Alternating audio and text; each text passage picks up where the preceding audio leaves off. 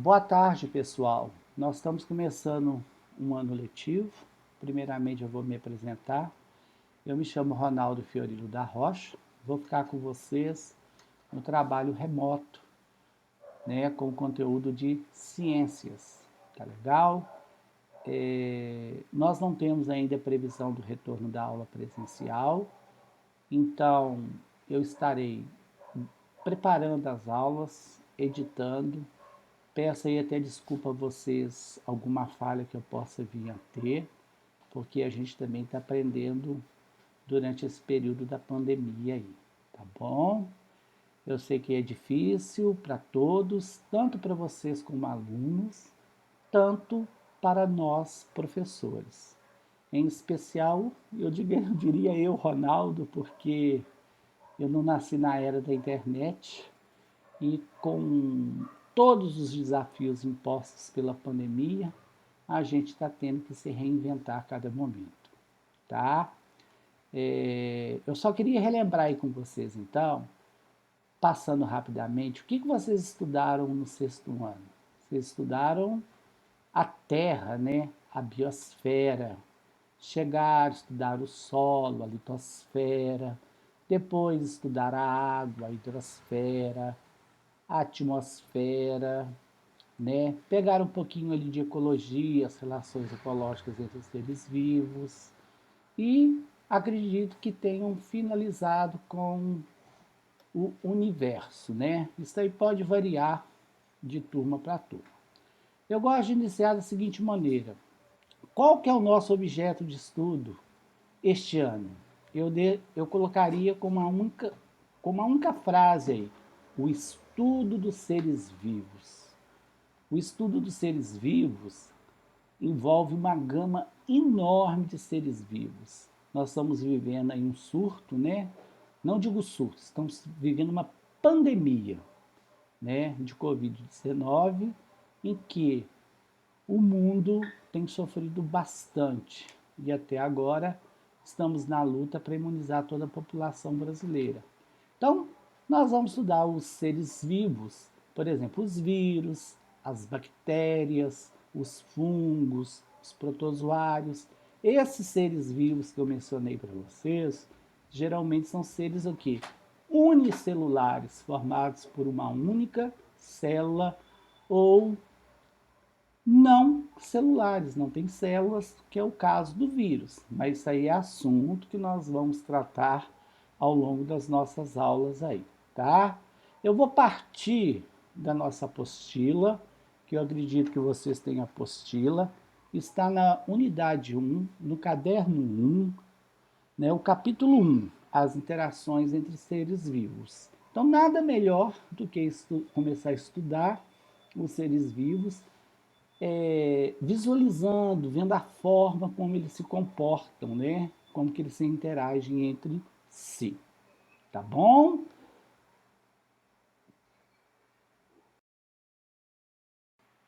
Antes de falar das relações ecológicas, eu vou falar um pouquinho de habitat e nicho ecológico. O habitat seria o endereço de um determinado ser vivo na natureza. O que quer dizer o endereço? É igual vocês têm a casa de vocês. Eu, por exemplo, Ronaldo, eu moro na Avenida Doutor Carlos Soares, número 569. Se eu pegar, por exemplo, aí esse desenho, tem uma floresta. Ali eu posso ter vários animais no mesmo endereço, que é a floresta, vamos supor que aí seria a floresta amazônica, tá? Ou o desenho ficaria melhor, que seria ali uma floresta temperada, devido ao formato das folhas ali. Vocês podem ver que nós temos diversos animais. Então, eles compartilham o mesmo habitat, o mesmo endereço dentro da Terra, dentro da biosfera, tá? Por exemplo, nós temos determinados seres vivos que são encontrados no Brasil, são exclusivamente do Brasil, são exclusivamente da floresta amazônica, são exclusivamente do Pantanal Mato Grossense. Então, esse é o endereço. Agora, muito importante é a gente diferenciar o que é um nicho ecológico. Podemos dizer que no mesmo habitat, diversos seres vivos podem viver de maneira harmônica ou desarmônica. Ô, gente, desculpa aí, eu acabei não falando o que é um nicho ecológico. O nicho seria a profissão do ser vivo dentro da natureza, ou seja, o hábito como ele vive, de que forma ele vive. Nesse desenho aí, nós estamos visualizando a floresta. Porém, nós temos animais que podem viver em grupos, como saguis, são pequenos macaquinhos que vivem no topo das árvores, né? Em bandos de 10 a 12, são frutíferos, alimentam-se de frutos. No Embaixo poderia ter o quê? Animais, né, que rastejam, poderia ter uma lagoa, onde ali estaria os peixes vivendo. Então é um modo como que cada ser vivo vive. Então, para facilitar, o nicho seria a profissão, né, de grosso modo falando assim, tá joia? Agora, dentro da natureza, essas relações elas podem ser o quê? Harmônicas ou desarmônicas. Harmônicas é quando não provoca nenhum tipo de prejuízo para os seres vivos que estão envolvidos. Já as desarmônicas, uma das partes envolvidas serão com certeza prejudicadas, tá? É o que nós vamos ver no capítulo 1, as relações ecológicas harmônicas. No próximo capítulo, capítulo 2, nós iremos ver as relações ecológicas desarmônicas aí, mas as desarmônicas a gente deixa para o próximo momento. Relembrando aí, então, o nicho ecológico corresponde ao modo de viver de um determinado grupo de ser vivo, popularmente, podemos dizer que corresponde à sua profissão dentro de um determinado habitat. Aí vocês estão vendo a figura ao lado, saguis, né? Eles vivem em bandos de 10 a 12, tem um macho que domina, mas ninguém é obrigado a saber isso, assim, a forma, peculiaridade de vida de cada ser vivo. Agora nós vamos entrar nas relações ecológicas. O que é relação ecológica? É a relação ecológica diz respeito à forma como os seres vivos se relacionam no meio ambiente. Ou seja, na natureza, na biosfera, na Terra. Lembrar que a nossa Terra é muito grande, né? Aí Terra com T, que é o planeta Terra, que é a biosfera, que vocês estudaram lá no 6º ano. Essas relações elas podem ser classificadas em harmônicas e desarmônicas. Como eu havia dito anteriormente, harmônicas quando trazem benefícios para ambas as partes, ou pelo menos uma das partes envolvidas não é prejudicada. Tá joia? Eu estou como exemplo aí para vocês o mutualismo, a protocooperação, o comensalismo, o inquilinismo, colônias e sociedades. Nós vamos falar um pouquinho de cada uma de maneira bem breve e todas essas relações se encontram no nosso livro. Eu estou muito habituado a falar livro didático, né, mas a gente utiliza lá no colégio, são as apostilas, né? O volume 1, volume 2, caderno 1, caderno 2, caderno 3, caderno 4. Então, se eu, quando falar apostila, eu peço até desculpa a vocês, que o meu hábito era mais lecionar para o ensino médio. Peço desculpa a vocês também se eu estiver falando muito rápido, a minha dicção não estiver boa. Vocês podem, através dos grupos de WhatsApp que serão criados, né, tá tirando dúvidas comigo aí, tá? Como eu disse para vocês, tudo está sendo muito novo para a gente aí. As desarmônicas, como eu disse, é uma das partes envolvidas é prejudicada.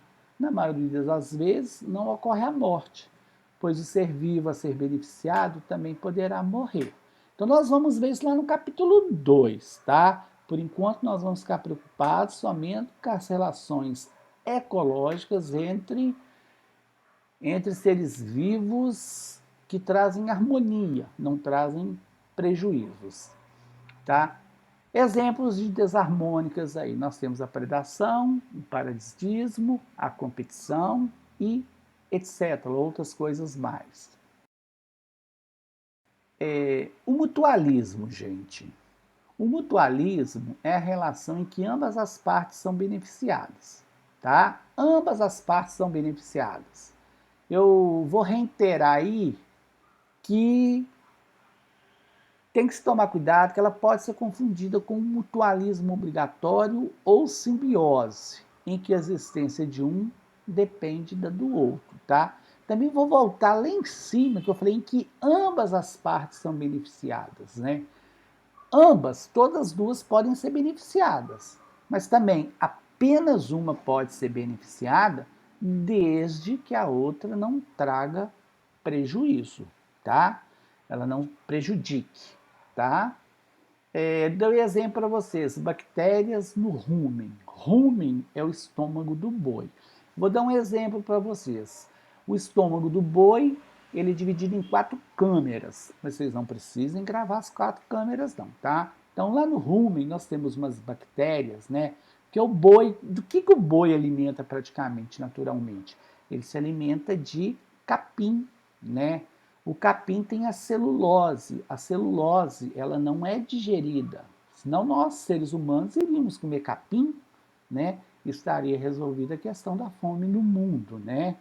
Então, dentro do rumen, né, digamos aí, do estômago do boi, nós temos as bactérias que conseguem digerir a celulose, fazendo com que o boi possa extrair os nutrientes que ele tanto necessita, né? Mas em contrapartida, o que o boi oferece? O boi está oferecendo para ele o abrigo, o conforto e os nutrientes que eles necessitam ali.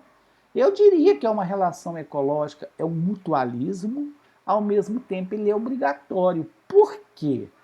Se não existissem essas bactérias, provavelmente esse boi não poderia viver, não existiria o boi e não existiria essas bactérias aí. Eu, quando dou aula para os meus alunos presencialmente, eu brinco, né? No dia que um cientista descobrir uma forma de nós termos essas bactérias no nosso estômago, nós poderíamos estar comendo capim, né? Que aí, olha que maravilha, né? A questão da fome no mundo estaria resolvida. Aí não sei se ia ter capim para todo mundo comer, tá bom, gente? A protocooperação. A protocooperação é uma relação em que ambas as partes são beneficiadas, porém ela não é obrigatória para que os seres vivos envolvidos sobrevivam. Ela também é conhecida como mutualismo não obrigatório. Aí tem um exemplo, que é o anu, é um tipo de pássaro preto. Eu, quando era criança aqui em Visconde do Rio Branco, nossa, quanto anu eu vi em Visconde do Rio Branco, né? E o búfalo não é encontrado aqui na nossa região, não, mas é encontrado ali na região norte do Pará, na ilha de Marajó, né? E vocês verem o dorso, a parte de cima, em todo o corpo do animal, tem muito carrapato. O carrapato mantém uma relação ali de retirar o sangue, né?